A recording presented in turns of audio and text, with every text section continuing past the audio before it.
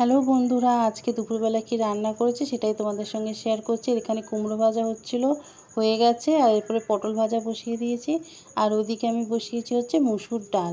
আর এরপরে আমি ভেন্ডি আলু ভাজার জন্য আগে আলুটা কড়াইতে দিয়ে দিয়েছি। তারপরে খানিকটা ভাজা হয়ে গেলে এই যে ভেন্ডি দিলাম। আলুটা আগে দেওয়ার পরে যদি ভেন্ডিটা দিই না, ভেন্ডি আলু ভাজা খেতে বেশ ভালো হয়। ভেন্ডি আলু ভাজা কেমন নরম কেমন লাগে না, কিন্তু এইভাবে যদি আগে আলু দাও তারপরে যদি ভেন্ডিটা দাও খেতে বেশ ভালো হয়। একবার করে দেখো। তারপরে এই দেখো, বলতে বলতে আমার আলু ভেন্ডি ভাজা প্রায় হয়ে এসছে। এটা নামানোর পর তারপরে করব হচ্ছে হাঁসের ডিমের ঝাল। আজকে দুপুরবেলা এই সিম্পল রান্না আমি করছি। তো চলো, এই দেখো ভেন্ডি আলু ভাজা আমার হয়ে এসছে, এটা নামিয়ে দেবো। এই কড়াইয়ের মধ্যে অল্প তেল দিয়ে এই কড়াইতেই আজকে হাঁসের ডিমের ঝালটা করব। তো খানিকটা একটু তেল দিয়ে দিলাম, দিয়ে এবার একটু হলুদ দিয়ে আগে ডিমগুলো ভেজে নেব। নিয়ে তারপরে ডিমগুলো তুলে দেবো।